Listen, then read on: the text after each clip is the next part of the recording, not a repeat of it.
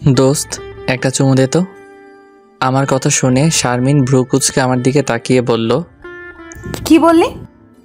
একটা চুমু দিতে বলছি। চোখ বন্ধ কর। চুমু খেতেও চোখ বন্ধ করতে হবে? আচ্ছা করছি। চোখ বন্ধ করতেই শারমিন আমার গালে একটা ঠাস করে থাপ্পড় বসিয়ে দিল। খেয়েছিস? মারলি কেন? কুত্তা, তুই কি বলেছিস? চুমু দিতে। শারমিন কিছুটা রেগে বলল, আমি তোকে চুমু দেব? আরে রেগে যাচ্ছিস কেন? আমি বলছি তোর হাতের চুইংগামটা মুখে দিতে। মানে? মানে সংক্ষেপে বলছি, চুমু দিতে মানে চুইংগাম মুখে দিতে। ও সরি রে, বুঝতে পারিনি। ইটস ওকে, চল। কোথায়? ঘুরে আসি। চল। এবার পরিচয়টা দেয়া যাক। আমি জনি, আর যার সাথে এতক্ষণ কথা বললাম সে হলো আমার ফেভিকল বান্ধবী শারমিন খানম, মানে আমার বেস্টু। আমরা দুজনই এবার অনার্স দ্বিতীয় বর্ষে পড়ি। পরদিন কলেজে মাঠের কোণে আড্ডাখানায় বসে চুইংগাম চিবুচ্ছি। তখন শারমিন আমার কাছে এসে আমাকে বলল, কিরে কি করছিস? আমাকে একটা চুমু দে তো। বলতে দেরি, অ্যাকশন নিতে দেরি নেই। ওর মাথাটা ধরেই ঠোঁটে ঠোঁট দিয়ে চুমু খেলাম। শারমিন রেগে গিয়ে বলল, কুত্তা, কি করলি এটা? কেন? তুই তো বললি তোকে চুমু দিতে। তোকে এই চুমু দিতে বলছি? বলছি তোর হাতের চুইংগাম মুখে দিতে। আমি একটা ইনোসেন্ট ভাব নিয়ে বললাম, ও আমি তো ভাবলাম তুই বুঝি চুমু দিতে বলছিস। আচ্ছা যা, আমার চুমু আমাকে ফিরিয়ে দে। শারমিন এবার রেগে বলল, কুত্তা, তোর চুমু তোকে ফেরত দেওয়াচ্ছি। শুরু করলো আমাকে ধাওয়া করা। আমি ছুটছি, পিছন পিছন শারমিন দৌড়াচ্ছে। কিছু দূর দৌড়িয়ে শারমিন হাঁপিয়ে গিয়ে একটা বেঞ্চে বসে জিরাতে লাগলো। আমিও পাশে গিয়ে বসলাম। দোস্ত যাই বলিস না কেন, তোর ঠোঁটের স্বাদ কিন্তু অসাধারণ। শারমিন কিছুক্ষণ আমার চোখের দিকে তাকিয়ে থাকলো, তারপর আবার শুরু করলো ধাওয়া। এক দৌড়ানিতে কলেজ থেকে বের করলো। পাগলিটাকে ভালোই খেপিয়েছি। পাগলি একটা, খুব ভালোবাসি শারমিনকে, কিন্তু বুঝতে দেই না। হয়তো বন্ধুত্ব নষ্ট করে দিতে পারে। রাত 12টার দিকে শারমিনের কাছে কল দিলাম। ঘুমিয়ে আছে মনে হয়। দুবার রিং হওয়ার পর ধরলো। ঘুম ঘুম কণ্ঠে বলল, হ্যালো। কিরে দোস্ত কি করস? শারমিন রেগে গিয়ে বলল, হারামি, এত রাতে মানুষ কি করে? কত কিছুই তো করে, তুই কি করছিস? শালা, মুখ ফাটিয়ে দেব। এত রাতে আমার কাঁচা ঘুম নষ্ট করে বলছিস কি করি? ও সরি দোস্ত, ঘুমা তাইলে। কুত্তা, ফোন রাখবি না। আমার কাঁচা ঘুম নষ্ট করছিস, এখন সারা রাত কথা বলবি। তোরে ঘুমাতে দেব না। আমি কি তোর বয়ফ্রেন্ড নাকি যে তোর সাথে সারা রাত পিরিতির কথা বলবো? শারমিন রেগে বলল, তুই আমার বয়ফ্রেন্ড, সারা রাত কথা বল। কি বলবো? বিয়ের পর বাচ্চা কয়টা নিব? এসব আমার কিন্তু লজ্জা লাগছে। কুত্তা তোরে। থাক, একটা ফ্লাইং কিস দাও তো বাবু। তোরে কুত্তা, তোরে সামনে পাইলে কি যে করবো। টুট টুট টুট। কলটা কেটে দিয়ে মনের সুখে একটা ঘুম দিলাম। পরদিন কলেজে গেলাম। শারমিন মিনারের সিঁড়িতে বসে আছে, ওর পাশে গিয়ে বসলাম। কি রে কি করিস? কথা বলবি না, আমি রেগে আছি। তা মহারানীর রাগ ভাঙানোর জন্য কি করতে পারি? যা, ফুচকা নিয়ে আয়। আচ্ছা আনতেছি। কলেজের সামনে ফুচকাওয়ালা মামা বসে, সেখান থেকে এক প্লেট ফুচকা নিয়ে গেলাম শারমিনের কাছে। নে তোর ফুচকা। শারমিন ফুচকা পেয়ে সে কি খুশি, ঘপাঘপ খেতে লাগলো। এটা আমার সহ্য হলো না, তাই বললাম, ওইদিকে দেখতো, ওইটা রোমান না? কই? ও অন্যদিকে তাকানোর সাথে সাথে এক পিস মুখে পুরে নিলাম। না, ওটা রোমান না। প্লেটের দিকে তাকিয়ে বলল, আমার ফুচকা একটা কই? আমি কিভাবে বলবো, তুই তো মাত্র খেয়েছিস। ছি ছি শারমিন, তুই খেয়েও ভুলে যাস। চুপ হারামি, আমি দেখছি ছিল। আচ্ছা দেখতো, এটা তোর খালাতো বোন না? কোথায়? ওই যে। শারমিন তাকাতেই আরেক পিস মুখে ঢুকিয়ে নিলাম, কিন্তু গিলতে পারলাম না। তার আগে ও ফিরে আমার দিকে তাকালো। আমার মুখের দিকে চোখ বড় বড় করে তাকিয়ে রইল। আমি ফুচকা মুখে রেখে বললাম, আমি না। কুত্তা, তোর একদিন কে আমার একদিন। এই বলে শুরু করলো ধাওয়া কর। আমি দৌড়াচ্ছি, ও পিছন পিছন দৌড়াচ্ছে। মিনারের নিচের সিঁড়িতে এসে শারমিন পা মোচকে পড়ে যেতে ধরলে আমি ধরার জন্য আগাই, আর সাথে সাথে যা হবার তাই হলো। ও আমাকে নিয়ে পড়লো, আমার বুকে ভাগ্যের কি লীলা খেলা। শারমিনের ঠোঁটগুলো আমার ঠোঁটের ভিতর ঢুকে গেল। সুযোগ কি আর বারবার আসে? তাই ঠোঁট দিয়ে ওর ঠোঁট জোড়া চুমুক দিয়ে ধরলাম। বেশ কিছুক্ষণ পরও নিজেই ছাড়িয়ে নিয়ে আমার বুক থেকে পাশে সরল। আমি উঠে দাঁড়ালাম। দুজনেই যেন ঘোরের ভিতরে আছি। দুজন লজ্জায় দুজনের দিকে তাকাতে পারছি না। শারমিন একা একা ওঠার চেষ্টা করছে কিন্তু উঠতে পারছে না, আমাকেও বলছে না। পায়ে ভালোই চোট লেগেছে, তাই শারমিনকে কোলে তুলে নিলাম। শারমিন ঘোর লাগা চোখে আমার মুখের দিকে তাকিয়ে আছে। কলেজের সবাই তাকিয়ে আছে। ওকে নিয়ে ক্লাসে বসালাম। লাইব্রেরি থেকে ফার্স্ট এইডের বক্স আনালাম।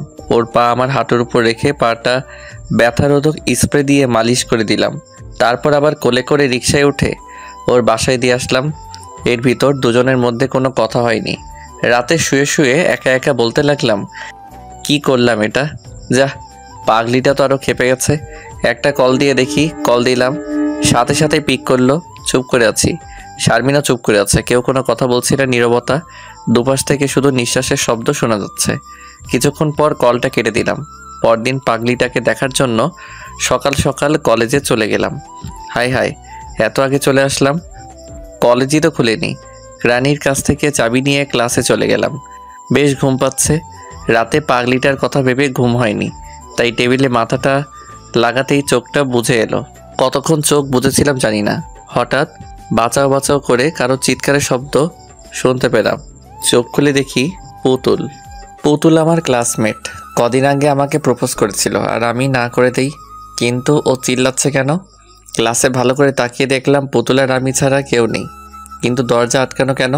আমি তো সব খুলে দিয়েছিলাম। পুতুল বাঁচাও বাঁচাও বলে চিৎকার দিচ্ছে। তারপর তার নিজ হাত দিয়ে শরীরের কয়েকটা জায়গার জামা ছিঁড়ল। এই পুতুল পাগল হলে নাকি? কি হয়েছে? পুতুল চিৎকার দিতেই লাগলো। আমি উঠে ওর কাছে যেতেই পুতুল দরজা খুলে বাহিরে বের হয়ে গেল। আমি পিছন পিছন বের হলাম। বাহিরে বের হয়ে তো আমি অবাক, কারণ সকল ছাত্রছাত্রী বাহিরে দাঁড়িয়ে আছে। ভিড় জমিয়েছে। পুতুল কান্না করছে, আর কিছু মেয়ে তাকে সান্ত্বনা দিচ্ছে। আমি কোনো আগামাথা না বুঝতে পেরে জিজ্ঞাসা করলাম, কি হয়েছে? জানোস না কি হয়েছে? এখন সাধু সাজা হচ্ছে। চারদিক থেকে নানা রকম অপমানজনক কথা শুনতে পেলাম। প্রিন্সিপালের রুমে ডাক পড়ল। প্রিন্সিপালের কথা শুনে মাথায় বাড়ি পড়ার মতো অবস্থা। জনি, তোমার মতো একটা ছেলের কাছ থেকে আমি এসব আশা করিনি। কি করেছি স্যার আমি? আবার সাধু সাদা হচ্ছে? তুমি পুতুলকে দরজা আটকিয়ে ওর ইজ্জত কেড়ে নিতে চেয়েছো? না স্যার, আমি এরকম কিছুই করিনি। সেট আপ, কাল এসে টিসি নিয়ে যাবে। না স্যার, এরকম করবেন না স্যার, একটু দয়া করুন।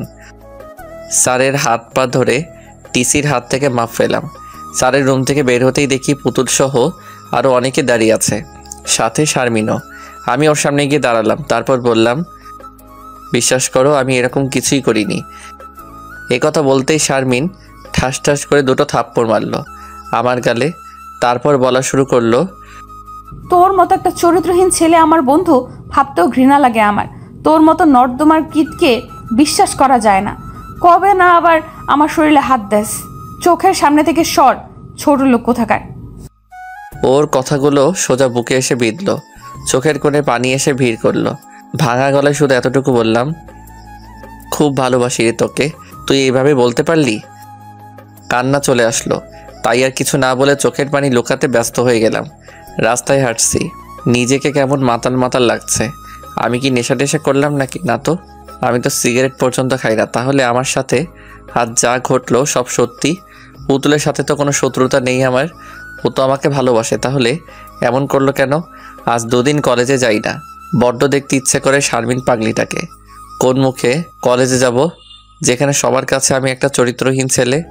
ভালোর দাম নেই। আজ বুঝলাম 3 দিন পর সন্ধ্যার আগ মুহূর্ত হবে। ছন্নছাড়ার মতো হাঁটছি। আজও ঠিক একই শব্দ পাচ্ছি। বাঁচাও বাঁচাও করে কেউ চিৎকার দিচ্ছে। শব্দটা কেমন চেনা চেনা মনে হচ্ছে। দৌড়ে টং দোকানের পাশে গেলাম। হালকা অন্ধকারে বেশ বোঝা যাচ্ছে 3 জন ছেলে একটা মেয়ের ইজ্জত ছিনিয়ে নেওয়ার চেষ্টা করছে। আর একটু কাছে গিয়ে যাকে দেখলাম তাকে দেখে তো আমি অবাক। এই যে পুতুল, ওকে কি বাঁচাবো নাকি চলে যাব? ও তো আমার জীবন ধুলোয় মিশিয়ে দিয়েছে। একবার ভাবলাম চলে যাই, তারপর ভাবলাম না, এই যে আমার নৈতিকতার দায়িত্ব হয়ে দাঁড়িয়েছে, একা তো আর পারবো না। তাই পাশ থেকে গুনে ধরা একটা বাঁশ নিলাম। দুটোর মাথায় 2টো বাড়ি দিতেই জায়গায় অজ্ঞান। বাকি যে ছিল সে তো ভয় পেয়ে দৌড় দিতে চেয়েছিল। ল্যাগ মেরে ফেলে দিলাম। ছেলেটার হাত ধরতেই কোথা থেকে যেন চাকু বের করে হাতে এক টান মেরে চলে গেল। হাত বেয়ে রক্ত পড়তে লাগলো। কোনো রকম হাত চেপে পুতুলের কাছে গেলাম। ভয়ে মেয়েটা জড়সড়ো হয়ে আছে। সেদিন তো ইচ্ছে করে জামা ছিঁড়েছিল, আজ বেশ কয়েক জায়গাতেই জামা ছেঁড়া। আমার গা থেকে জ্যাকেটটা পুতুলের গায়ে পরিয়ে দিলাম। আমার মুখের দিকে তাকিয়ে আছে, আমার হাতের দিকে তাকিয়ে বলল, জনি, তোমার হাত থেকে তো রক্ত পড়ছে, প্লিজ হাতটা এদিকে দাও। হাতে আর কি রক্ত ঝরছে, তার থেকে বেশি তো বুকে ঝরছে। আচ্ছা, সেদিন কি আমি তোমার গায়ে হাত দিয়েছিলাম? না, আমি সত্যিই সরি। কেন করেছিলে এমন? তুমি তো আমাকে ভালোবাসতে। এখনো বাসি। তুমি আমাকে ফিরিয়ে দেওয়ার পর তোমার উপর একটু জিদ চেপেছিল। তারপর সেদিন শারমিনকে তোমার কোলে দেখে আমার জিদ আর ধরে রাখতে পারিনি। তারপরের দিন ক্লাসে গিয়ে তোমাকে ঘুমাতে দেখে অমন অভিনয় করলাম যাতে তোমাকে নিচের করে পেতে পারি। তুমি তো জানোই আমি শারমিনকে ভালোবাসি। আগেই বলেছিলাম চাইলে বেস্ট ফ্রেন্ড হতে পারতে। আচ্ছা যাই হোক, এখানে কি করছিলে এই সময়? রিক্সা করে যাচ্ছিলাম। রিক্সাওয়ালা এখানে রিক্সা থামিয়ে ওই টং দোকানে সিগারেট খেতে গেল। তখন ওই পকেটেগুলো। হয়েছে, আমি রিক্সা ঠিক করে দিচ্ছি, চলে যাও। আমি সত্যিই সরি, ক্ষমা করে দাও আমায়। আমি সবাইকে সব সত্যি বলে দেব। আচ্ছা দিলাম করে, সাবধানে যেও। তোমার হাতে রক্ত পড়ছে তো। যাওয়ার পথে ড্রেসিং করে নেব। সাবধানে যেও। পুতুলকে একটা রিক্সায় করে পাঠিয়ে দিলাম। দুদিন পর প্রিন্সিপাল কল করে কলেজে যেতে বলল। তারপরের দিন রাত ঠিক 12টার দিকে ফোনটা বেজে উঠল। তাকিয়ে দেখি শারমিনের কল। বুকের ভিতর চিনচিন করে উঠল। ওর বলা কথাগুলো মনে পড়তে আর কল ধরলাম না। বেশ কয়েকবার বেজে বন্ধ হয়ে গেল। একে একে কলেজ থেকে সবাই কল দিয়ে ক্ষমা চেয়ে কলেজে যেতে বলল। কতদিন আর কলেজে না গিয়ে থাকবো, তাই কাল কলেজে যাওয়ার চিন্তা ভাবনা করলাম। পরদিন যথাসময় কলেজে গেলাম। একে একে সবাই এসে সরি বলে গেল। সরি রে, আমরা আসলে বুঝতে পারিনি। পুতুল দুদিন আগে সব বলে দিয়েছে। তোরা কি বুঝতে পারবি? যার সাথে 2 বছর পথ চলা সেই বুঝতে পারলো না তা কেমন আছিস তোরা? ভালো। ক্লাসে ঢুকতে যাব তখন শারমিন এসে সামনে দাঁড়ালো মাথা নিচু করে। পাশ কাটিয়ে ক্লাসে ঢুকতে যাব তখনই শারমিন আমার হাত ধরে বারান্দায় নিয়ে গেল। নিচের দিকে তাকিয়ে বলতে লাগলো, সরি রে, আমি বুঝতে পারিনি পুতুল যে এমন সবার চোখে ধুলো দেবে। প্লিজ ক্ষমা করে দে আমায়। একটা কথা কি জানিস, কাছের মানুষের দেয়া ব্যথা সহ্য করা বড় কষ্টের। আচ্ছা যা, মাফ করে দিলাম। সত্যি? আচ্ছা চল কফি খেয়ে আসি। শারমিন যেন বিশ্বাস করতেই পারছে না আমি এত তাড়াতাড়ি মেনে নিব। আসলে কষ্ট বুকে থেকেই গেল। ওকে নিয়ে কফি খেতে চলে গেলাম। সব আগের মতো স্বাভাবিক হয়ে গেল, কিন্তু আমি স্বাভাবিক হতে পারলাম না। পরদিন আমি কলেজে গেলাম। শারমিন আর আমি পাশাপাশি বসে আছি। তখন পুতুল আসলো আমাদের কাছে। জনি, কেমন আছো? এই তো ভালো, তুমি? ভালো। তোমার হাতের কি অবস্থা? ভালো। শার্টের হাতা উঠাও, দেখবো। ভালো হয়ে গেছে। পুতুল নিজ হাত দিয়ে সাথে হাতটা উঠিয়ে দেখতে লাগলো। শারমিন চোখ বড় বড় করে দেখছে কি হচ্ছে। বেশ খানিকটা কেটে গেছে, এখনো তো শুকায়নি। চলো কফি খেয়ে আসি। না, পরে এক সময় খাবো। কোনো না শুনছি না। তুমি কিন্তু বলেছো বন্ধু হতে, এখন বন্ধুর কথা শোনো আর চলো। শারমিন চলো। না, তুই যা। কথাটা দাঁতে দাঁত চেপে বলল। পুতুল আমার হাত টেনে নিয়ে গেল। কি আজব দুনিয়া। 2 দিন আগে পুতুল আমার সাথে কি করলো, আর এখন একসাথে কফি খেতে ক্যান্টিনে যাচ্ছি। ক্যান্টিন থেকে ফিরে এসে দেখি শারমিন আগের জায়গাতেই বসে আছে। কিছুটা রাগের আভা ওর মুখে ফুটে আছে। ধপাস করে গিয়ে বসলাম। তোর হাত কাটা, এটা ও জানলো কেমনে আর আমাকে বলিসনি কেন? পরে বলবো নে। ও তোর সাথে এত কিছু করলো, তারপরও তুই ওর সাথে গেলি? তুইও তো কম কিছু করলি না। শারমিন মুখটা কালো করে ফেললো। আচ্ছা সেসব কথা বাদ দে, সাথে গেলি না কেন? সেটা আমার ব্যাপার। তাও কথা। এ কথা বলতেই শারমিন আমার মুখের দিকে তাকালো। তারপর 2 দিন পর রাত তখন 12টা। শারমিন কল দিল। ঘুমিয়েছিলাম তাই 3বারে কল ধরলাম। হ্যাঁ বলো। কি করছিস? ঘুমিয়ে আছি। ও, কিছু বলবি? বললে বল, আমি ঘুমাবো। কেন? কোনো কারণ ছাড়া কি তোর সাথে কথা বলতে পারি না? আমার মতো চরিত্রহীন ছেলের সাথে এত রাতে কি বলবি? বাজে কিছু বলে ফেলতে পারি। শারমিন কিছুক্ষণ চুপ করে থেকে বলল, তুই যেন কেমন হয়ে গেছিস আগের থেকে। ছোট লোক হয়ে গেছে তাই তো? জনি? আচ্ছা বাদ দে সব কথা, কাল কলেজে কথা হবে। কিছুক্ষণ দুজনে নীরবতা চললো। শারমিন নাক টানছে, বুঝি না কাতার কি হলো। শারমিন ঘুমা। কলটা কেটে দিয়ে ঘুমানোর চেষ্টা করলাম। পরদিন কলেজে গিয়ে দেখি শারমিন মুখটা মলিন করে বসে আছে। চোখটা কিছুটা লাল, মনে হয় রাতে ঘুমায়নি। ওর পাশে গিয়ে বসলাম। কী রে, কেমন আছিস? শারমিন আমার চোখের দিকে কীরকম করে যেন তাকালো, হৃদয় কেঁপে উঠলো আমার। ওর চুপ থাকা দেখে বললাম, কী রে, কী করিস? কিছু না। ও, ওকে চুপচাপ দেখে বললাম, চল ফুচকা খেয়ে আসি। তুই রাতে এমন করলি কেন? আসলে রাতে ঘুমের মধ্যে কি বলেছি খেয়াল নেই, চল। হুম। শারমিনকে নিয়ে ফুচকার দোকানে গেলাম। 2 প্লেট ফুচকা দিতে বললাম। শারমিন আমার দিকে তাকিয়ে বলল, কিরে 2 প্লেট নিচ্ছিস কেন? আমি খাবো না। 1 প্লেটে খাই না? না। কেন? আমার থেকে ভালো কারোর সাথে শেয়ার করিস। হুম। এখন ঘপাঘপ খেয়ে নে, ক্লাসে যেতে হবে। আমার খাওয়া প্রায় শেষ, কিন্তু শারমিন মুখে 1 পিস দিয়ে ফুচকার দিকে তাকিয়ে কি যেন ভাবছে। কি রে, খাচ্ছিস না কেন? শারমিন হকচকিয়ে বলল, কই খাচ্ছি তো। বিল মিটিয়ে ক্লাসে চলে আসলাম। ক্লাসে আসছি যাচ্ছি, এরকম করে কিছুদিন অতিবাহিত হয়ে গেল। তো আজও কলেজে মিনারের সিঁড়িতে বসে বসে চুইংগাম খাচ্ছিলাম। হঠাৎ কে যেন বলে উঠল, একটা চুমু দে তো। মাথা উপরে তুলে দেখলাম শারমিন। আগের মন মানসিকতা থাকলে হয়তো শারমিনের ঠোঁটেই চুমু খেতাম।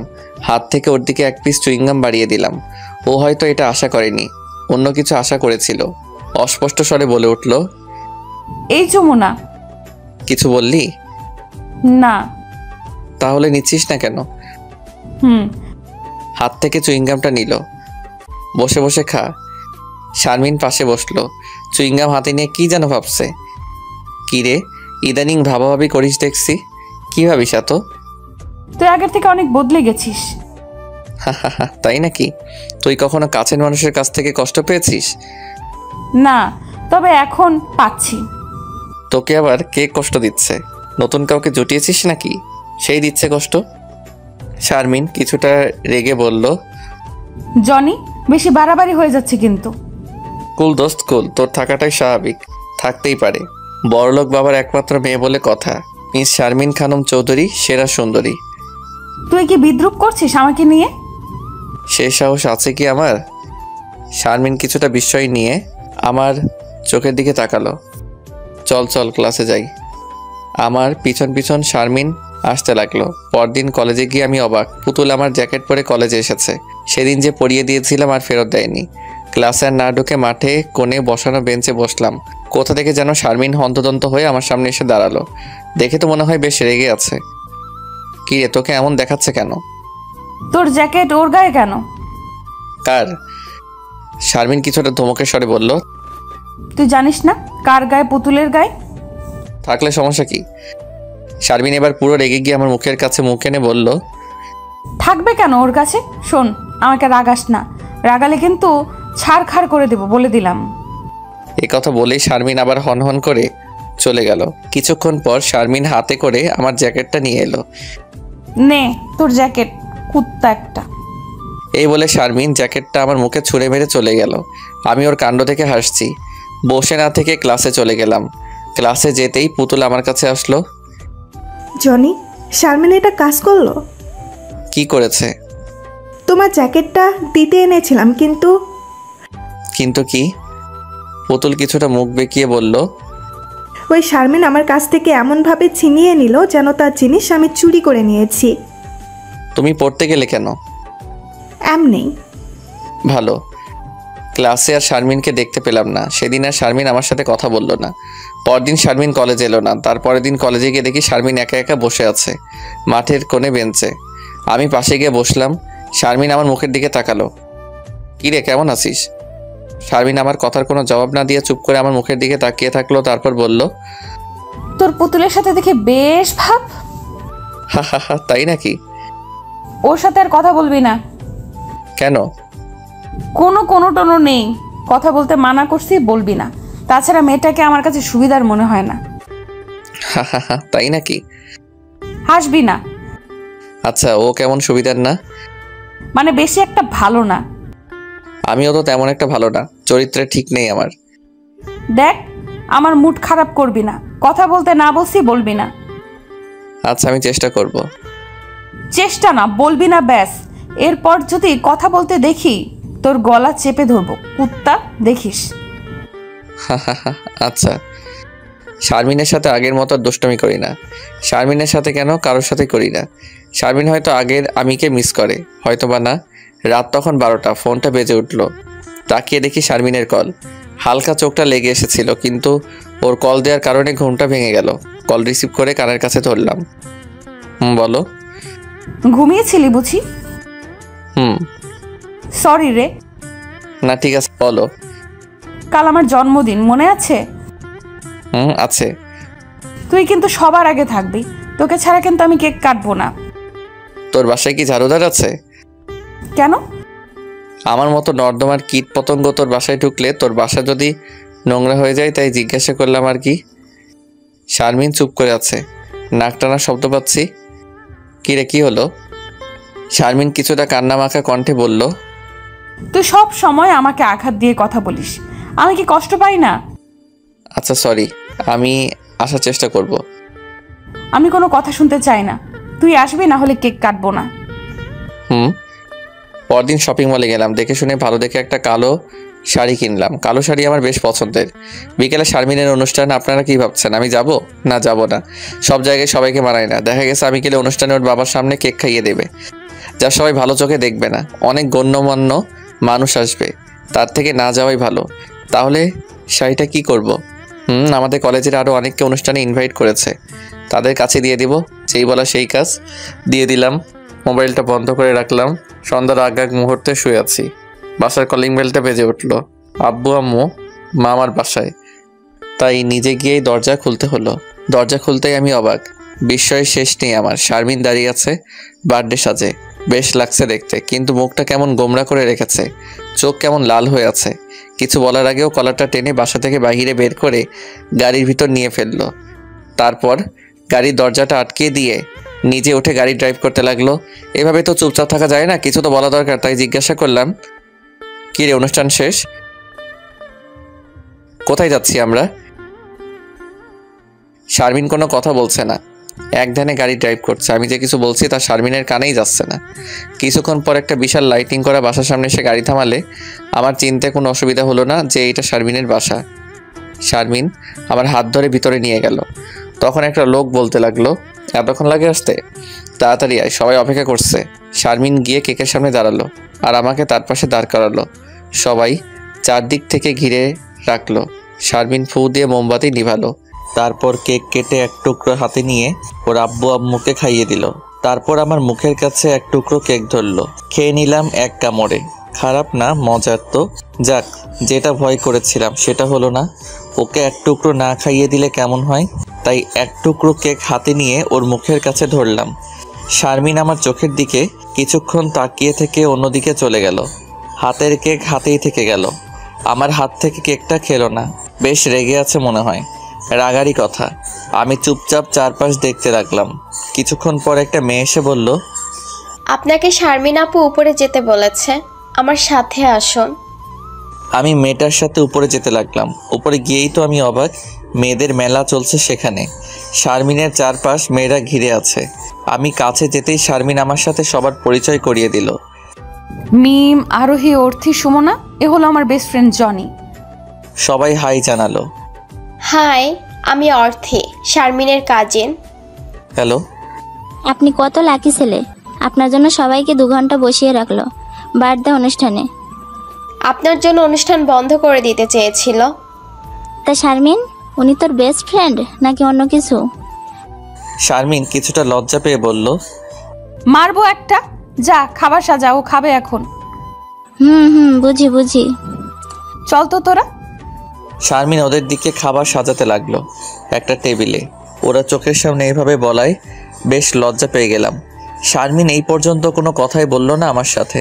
কিছুক্ষণ পর মিমকে দিয়ে ডেকে আমাকে নিয়ে খাবারের চেয়ারে বসালো। বেশ অবাক হই, কার সাথে আসলাম সেই কথা বলছে না। বেশ চাপা অভিমান আমার উপর জন্মিয়েছে। আমি একা বসেছি টেবিলে। এখানে হয়তো আমার জন্য স্পেশালভাবে সাজিয়েছে টেবিলটা। খাবার দেখে আমি বেশ অবাক হয়ে গেলাম। এত খাবার, পুরো টেবিলে খাবার দিয়ে ভরা। আমার চারপাশে মিম সহ ওর কাজিনরা দাঁড়িয়ে আছে। একা খাবো কেমন দেখায়, তাই ওদেরও সাধলাম। আমি একা খাবো কেমন দেখায়, তোমরাও বসো। সবাই একসাথে বলল, না না ভাইয়া, আপনি খান, আমরা সব সার্ভ করব। এবার শারমিনের দিকে তাকিয়ে বললাম, তুই বস, একসাথে খাই আমরা। শারমিন কিছু বলল না। আমার প্লেট টেনে খাবার বাড়তে লাগলো। তখন ওর কাজিনরা বলল, শারমিন আপু, তোমার হিরো বসে একা খাচ্ছে আর তুমি দাঁড়িয়ে থাকবে? বসে পড়ো, বসো বসো, সার্ভ করার জন্য আমরা আছি। শারমিনের ঠোঁটের কোণে হালকা হাসি ফুটে উঠল। পরক্ষণে তা আবার মিলিয়ে গিয়ে রাগী রূপ ধারণ করলো।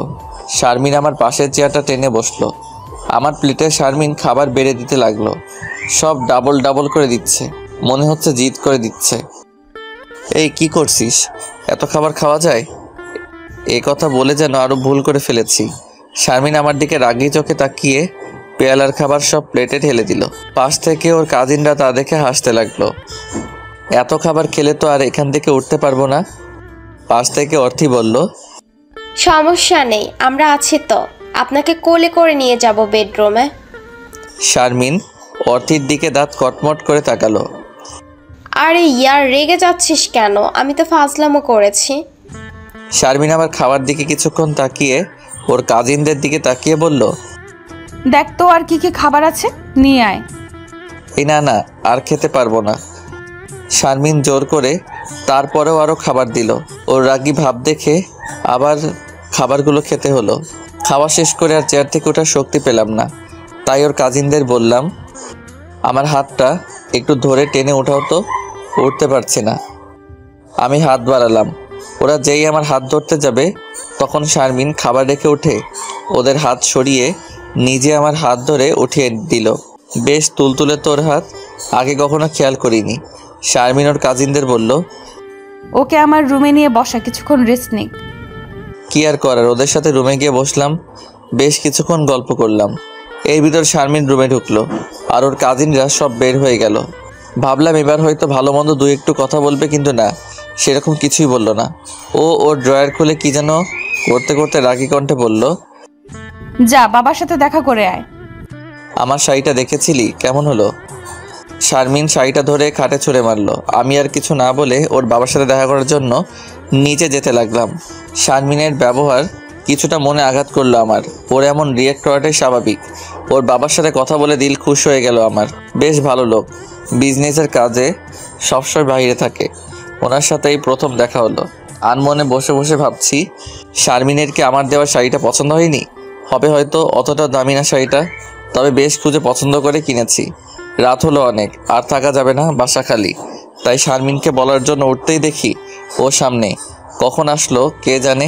ভাবনা চিন্তা করতে করতে কোনো খেয়ালই ছিল না। আমি উঠে শারমিনের কাছে গেলাম। রাত তো অনেক হলো, আমি চলে যাই। শারমিন কিছুই বলল না, তাই আবারও বললাম, চলে যাই আমি। শারমিন এবারও কিছু বলল না, তাই বললাম, জানি চরিত্রহীন আমি, খারাপ ছেলে, তাই বলে কথা বলবি না আমার সাথে? এ কথা বলতেই ও যেটা করলো তা কখনো কল্পনাও করিনি আমি। শারমিন আমার মাথার চুল দুহাত দিয়ে খামচি মেরে ধরে মাথাটা টেনে ওর মুখের কাছে এনে ঠোঁটের সাথে ঠোঁট মিলিয়ে দিল। খুব রেগেছিল আমার উপর। ওর চুমুতেই বেশ বোঝা যাচ্ছে চুলগুলো আরও জোরে খামচি মেরে ধরে ঠোঁটে চুমুক দিয়ে ধরেছে। ওর কাজিনরা দেখে অবাক হয়ে হা করে মুখে হাত দিয়ে থাকলো। শারমিন কিছুক্ষণ পর একটা ধাক্কা দিয়ে সরিয়ে দিয়ে কাঁদতে কাঁদতে দৌড়ে উপরে চলে গেল। আমি ধাক্কা সামলাতে না পেরে সোফাতে পড়ে গেলাম। কি হলো এতক্ষণ, মাথায় তো নষ্ট করে দিল। ওর কাজিনরা এসে বলল, বেশ রোমান্টিক তো আপনারা। তোমরা যা ভাবছো আসলে তা না। দেখলাম তো, একজন আরেকজনের ঠোঁটের উষ্ণ ছোঁয়া নিচ্ছেন। যান, বাইরে আপুদের গাড়ি আছে, এগিয়ে দিয়ে আসবে। আমি আর কিছু না বলে বাহিরে চলে আসলাম। কান্না করার কথা আমার, সেই জায়গায় কান্না করছে ও। বাহিরে এসে ছাদের দিকে তাকাতে দেখলাম শারমিন ছলছল চোখে তাকিয়ে আছে আমার দিকে। আমি গাড়িতে গিয়ে বসলাম। গাড়ির কাছ নামিয়ে আবার তাকালাম ছাদের দিকে। এখনও তাকিয়ে আছে আমার দিকে। চোখের পানি চিকচিক করছে শারমিনের গালে। আমার চলে যাওয়ার দিকে তাকিয়ে আছে। বাসায় এসে শুয়ে পড়লাম। সকালে মামা বাসা থেকে বাবাকে ফোন দিয়ে বলল, জনি, তোর আম্মু এখানে এসে অসুস্থ হয়ে পড়েছে। বলো কি, কিভাবে? জানি না, বারবার তোকে আসতে বলতেছে। আচ্ছা, আমি আজ বিকালে আসছি। আচ্ছা, চলে আসিস। শারমিনকে জানানো দরকার, বিকালে চলে যাব। তাই শারমিনের ফোনে কল দিলাম। ফোন বন্ধ বলছে। বেশ কয়েকবার কল দিলাম কিন্তু ফোন বন্ধ বলছে। আমার উপর রাগ করে ফোন বন্ধ করে রেখেছে। বাসে বসে বসে শারমিনের ফোনে অনেক ট্রাই করলাম কিন্তু ফোন বন্ধ বলছে। অবশেষে মামার বাসায় গিয়ে পৌঁছালাম। সন্তান কাছে থাকলে মায়েরা এমনি ভালো হয়ে যায়, যার প্রমাণ আজ পেলাম। রাতে মা নিজ হাতে আমাকে খাইয়ে দিল। তার পরের দিন মামাদের এখানের কারেন্ট ট্রান্সমিটারে কি যেন সমস্যা হয়ে কারেন্ট চলে গেছে। কারেন্ট না থাকার কারণে মোবাইল বন্ধ হয়ে গেল। আজ 3 দিন ধরে ফোন বন্ধ, সবার সাথে যোগাযোগ বন্ধ। শারমিন পাগলিটা কি করছে কে জানে। ফোন কি এখন বন্ধ করে রেখেছে কিনা জানি না। কারেন্ট আসতে আরও 2 দিন লাগবে। মোট 5 দিন পর কারেন্ট আসলো। 5ম দিন রাতে আসলো কারেন্ট। চার্জে রেখে মোবাইল ওপেন করলাম। ওপেন করতে বেশ কতগুলো মেসেজ আর কল দেখতে পেলাম। আপনারা কি ভাবছেন কে দিতে পারে? ঠিক ধরেছেন, সবগুলোই শারমিন দিয়েছে। যেই মুহূর্তে কল দিব ঠিক তখনই শারমিন কল দিল। কল রিসিভ করতেই, ওই কুত্তা, তোর ফোন বন্ধ কেন? তোরে খুন করমু কুত্তা বিলাই। তোর বাসা তালা মারা কেন? কি হলো, কথা বলছিস না কেন? ফোনে চার্জ ছিল না আর আমি এখন মামার বাসায়। তোর মামার বাসার অ্যাড্রেস বল, আমি এখনই আসবো কেন? তোকে দেখতে। তাড়াতাড়ি বল। পাগল হলি নাকি? এই রাতে আসবি? হ্যাঁ, পাগল হইছি। তুই বলবি কিনা বল। দেখ, পাগলামি করিস না, 2 দিন পর আমি আসতেছি। আমি এত কিছু শুনতে চাচ্ছি না। আরে পাগলি, এত রাতে আসবি, লোকে কি বলবে? তাছাড়া মা বাবাও এখানে, তাদের কি বলবো আমি? আমি এত কিছু শুনতে চাচ্ছি না, তুই বলবি কিনা। আমি কিন্তু কিছু একটা করে বসবো। পাগল হলি নাকি? কি আজে বাজে বকিসিস? তাহলে তুই বলবি না? ঠিক আছে, দেখ কি করি। পাগলামি করিস না। আচ্ছা বলছি, এই ঠিকানায় চলে আসিস আর সাবধানে আসিস। বুঝি না কি পাগলামি শুরু করেছে। রাত 11টার দিকে শারমিন এসে পৌঁছালো। কীরকম শুকিয়ে গেছে, চুলগুলো এলোমেলো কীরকম যেন হয়ে গেছে। শারমিন আমার দিকে মায়া ভরা চোখে তাকিয়ে আছে। ওর চোখ যেন কথা বলছে। কি যে পাগলামি করিস না তুই, চল ভিতরে চল। বাবা মা সহ সবাই ড্রয়িং রুমে বসে আছে। শারমিনকে দেখে সবাই কেমন করে যেন আমার দিকে তাকাচ্ছে। আব্বু আম্মু ও হলো শারমিন, আমার ফ্রেন্ড। শারমিন এরা আমার আব্বু আম্মু। থাক থাক, পা ছোঁয়া লাগবে না। কি লক্ষ্মী মেয়ে, মুখটা এমন শুকনো কেন? কিছু পেটে পড়েনি? শারমিন মাথা নাড়িয়ে না বলল। এই টেবিলে খাবার বার, মেয়েটার ক্ষুধা লাগছে। আগে ফ্রেশ হয়নি।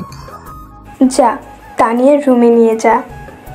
তানিয়া আমার মামাতো বোন। শারমিনকে ফ্রেশ হতে পাঠালাম। কিছুক্ষণ পর ওকে ডাকার জন্য রুমে গেলাম। গিয়ে শুনে তানিয়া শারমিনকে বলছে, কি এত রাতে ফ্রেন্ডের টানে আসছো নাকি প্রেমিকের টানে? থাক, জানি না আমি। কিছুটা লজ্জা পেয়ে বলল শারমিন। আমি বাহির থেকে বললাম, শারমিন তোর হলে খেতে হয়। রাতে সবাই একসাথে খেয়ে যে যার রুমে ঘুমাতে চলে গেল। শারমিনকে তানিয়ার রুমে ঘুমাতে দেওয়া হলো। সবাই সবার মতো শুয়ে পড়লো। আমি কিছুক্ষণ মোবাইলে এফবি চালিয়ে লাইটটা বন্ধ করে শুয়ে পড়লাম। হঠাৎ অন্ধকারে কেউ একজন আমার মাথায় হাত রাখলো। সুবাসটা বলে দিচ্ছে আর কেউ নয়, শারমিন। শারমিন, তুই এখানে কি করছিস? কেউ দেখলে খারাপ ভাববে। শারমিন আমার হাত ধরে বলল, ছাদে আয়, কথা আছে। পাগল হই নাকি? এত রাতে কেউ দেখে ফেললে সর্বনাশ হয়ে যাবে। কেউ দেখবে না। যা বলা সকালে বলিস। তুই আসবি নাকি সবাইকে জানাবো? তুই না আসলে চল। ওকে নিয়ে ছাদে যেতে আমাকে জড়িয়ে ধরে কেঁদে দিল। এই শারমিন কি করছিস? ছাড়, হঠাৎ তোর কি হলো? চার কেউ দেখে ফেলবে। খুব ভালোবেসে ফেলেছি রে তোকে, ফিরিয়ে দিস না। কি যাতা বলছিস? তোকে ছাড়া আমি চলতে পারবো না রে, প্লিজ তোর বুকের ভেতর রাখ আমায়। আগে চার, কেউ এইভাবে দেখলে খুব সর্বনাশ হয়ে যাবে। না, ছাড়বো না। বল ভালোবাসি। কোনো দিন ঠিক মতো খেতে পারি না, ঘুমাতে পারিনি। চার আগে। না, ছাড়বো না। এক পর্যায়ে শারমিনকে ছাড়িয়ে ঠাস করে একটা থাপ্পড় বসিয়ে দিলাম শারমিনের গালে। নিজেও হতবাক হয়ে গিয়েছি, কি করলাম আমি। শারমিন আমার দিকে কিছুক্ষণ তাকিয়ে থেকে কাঁদতে কাঁদতে নিচে চলে গেল। আমি পিছনে অনেকবার ডাকলাম কিন্তু আমার কোনো কথাই শুনলো না। আমি রুমে এসে ঘুমানোর চেষ্টা করলাম কিন্তু শারমিন মাঝে মাঝে এমন কাজ করে যে ওকে নিয়ে ভাবতে ভাবতে রাত পার হয়ে যায়। সকালে শারমিন তার হ্যান্ডব্যাগ নিয়ে চলে যাচ্ছে। আমি পিছন থেকে ওর হাত টেনে ধরলাম। ও আমার দিকে রাগে চোখে তাকিয়ে এক ঝটকায় হাত ছাড়িয়ে নিল। আমি আবার হাত টেনে ধরলাম, এবারও হাত ছাড়িয়ে নিল। ভালোই খেপেছে। এবার ওর হাতের ব্যাগ টেনে ধরলাম। ও মা, সে কি রাগি লোক নিয়ে আমার দিকে তাকালো। ভয়ে ছেড়ে দিলাম। শারমিন কিছুক্ষণ আমার দিকে তাকিয়ে তারপর হাতের ব্যাগটা আমার দিকে ছুঁড়ে মেরে বলল, কুত্তা, এখন আটকাস কেন? আটকাবি না। তারপর হনহন করে চলে গেল। ব্যাগটাও নিল না। ফোনে কয়েকবার কল দিলাম কিন্তু ধরলো না, বারবার কেটে দিচ্ছে। মেয়েটা সবসময় আমায় টেনশনে রাখে। কে জানে রাগ করে আবার গাড়ি অ্যাক্সিডেন্ট করছে কিনা। না, এই মেয়ে আমার শান্তিতে থাকতে দেবে না। দুপুর হলো, কোনো খোঁজ পেলাম না শারমিনের, কলও ধরছে না। বিকালে রুমে আতশোয়া হয়ে বসে আছি, ঠিক সেই সময় কারো হাসি শব্দ পেলাম। রুম থেকে বের হয়ে ড্রয়িং রুমে গিয়ে তো আমি বেশ অবাক হলাম। শারমিন এসেছে, সাথে তার বাবাকে নিয়ে। আমার বাবার সাথে আঙ্কেল কী নিয়ে যেন হাসাহাসি করছে। শারমিন আমার মা বাবার মাঝখানে বসে আছে। আমাকে দেখে মুখটা ভেঙচি কেটে অন্যদিকে ফিরিয়ে নিল। তারপর, ভাই সাহেব, আমার মেয়েটা দেখেন, কেঁদে কেঁদে চোখ কি করেছে। আজ আমার দুবাই যাওয়ার কথা ছিল, কিন্তু মেয়ে আমার কল করে কেঁদে কেঁদে একাকার করে ফেললো, তাই তো চলে আসতে হলো। এখন ভাই সাহেব, আমার মেয়েকে আপনার মেয়ে করে নেন। তা তো নেবই, এমন লক্ষ্মী মেয়ে কেউ হাতছাড়া করে? রাতে যখন আপনার মেয়ে আসলো তখনই বুঝতে পেরেছি আমার ছেলের সাথে আপনার মেয়ের যে কিছু একটা আছে। তাহলে তো আমার মেয়েকে আপনার ঘরের লক্ষ্মী করতে কোনো সমস্যা নেই, কি বলেন বিআই সাহেব? কি যে বলেন বিআই সাহেব, আপনার মতো একজন সম্মানিত লোকের সাথে আত্মীয় করা তো ভাগ্যের ব্যাপার। মাঝখান থেকে আমি বললাম, আমার সমস্যা আছে। সবাই আমার দিকে অবাক হয়ে তাকালো। শারমিন চোখ বড় বড় করে চেয়ে আছে, এই যেন গিলে খাবে। তোমার কি সমস্যা বাবা? আমার মেয়ে কি খারাপ? তা না আঙ্কেল, ও অনেক ভালো একটা মেয়ে। তাহলে সমস্যা কোথায়? ও দেখতে খুব সুন্দর, খুব ভালো একটা মেয়ে। আমি চাই না আমার মতো একটা সাধারণ ছেলের সাথে ওর জীবন চড়াক। ও অনেক ভালো উঁচু জায়গায় বিয়ে হবে, আমি চাই ও সুখী থাকুক। এতক্ষণ শারমিন কিছু বলেনি, কিন্তু আমি এ কথা বলতেই বসা থেকে উঠে সবার সামনে আমার হাত ধরে টেনে রুমে নিয়ে গিয়ে রুমের দরজা আটকে দিল। এ কি করছিস? দেখ, উল্টাপাল্টা কিছু করবি না, বাহিরে সবাই আছে। কুত্তা, আজ সব করব। খুব ভালোবাসি তোকে, তাই এমন করছিস। আমার চুপ থাকা দেখে এবার গলা চেপে ধরলো। চুপ করে আছিস কেন কুত্তা? তোকে আজ মেরে ফেলবো। আমাকে বিয়ে করবি না? তোর মুখ। আর কিছু বলতে দিলাম না, ঠোঁট দিয়ে ওর মুখ বন্ধ করে দিলাম। আর কত অভিমান করে থাকবো? কিছুক্ষণ পর ছেড়ে দিলাম। অশান্ত মেয়েটা যেন ঠোঁটের ছোঁয়ায় নিমিষে শান্ত হয়ে গেল। শারমিন বুকের ভিতর কয়েকটা কিল দিয়ে বলল, শয়তান একটা, আমাকে ভালোবাসিস না তাই না? এখন চুমু দিলি কেন? আমি আরও শক্ত করে শারমিনকে জড়িয়ে ধরলাম। শারমিন বুকের ভিতর মুখ গুজে আমাকেও জড়িয়ে ধরলো। বেশ কিছুক্ষণ পর শারমিন বুকের ভিতর থেকে মুখ বের করে বলল, এবার ছাড়, সবাইকে বলতে হবে তো। আর রুম থেকে বের হয়ে সবাইকে হ্যাঁ বলবি। ওকে। আব্বু আর আঙ্কেলকে হ্যাঁ বলে দিলাম। তারা বিয়ের দিন ঠিক করলো। এরপর শারমিন আর আমার বিয়েটা খুব ধুমধাম করে হলো। বাসর রাতে দুজন খাটে বসে আছি। আমি শারমিনের দিকে তাকিয়ে বললাম, তোকে খুব সুন্দর লাগছে। ওই, তুমি এখনো তুই তুই করে বলবে? আচ্ছা সরি, তা তুমি আমার মতো কীট পতঙ্গের সাথে নিজেকে জড়ালে কেন? একথা বলতেই শারমিন আমাকে ধাক্কা মেরে ফেলে দিয়ে বুকের উপর চেপে বসলো। কি বললি তুই? আবার এসব? আজ তোকে এমন শাস্তি দিব, জীবনেও আর এসব কথা মুখে আনবি না। সরি ভু। আর বলতে দিল না, ঠোঁটের উপর হামলা করা শুরু করে দিল। এই যে রোমান্টিক আক্রমণ, এরকম আক্রমণের শিকার আমি রোজ হতে চাই। এই যুদ্ধে কোনো হার জিত নেই, আছে শুধু ভালোবাসা।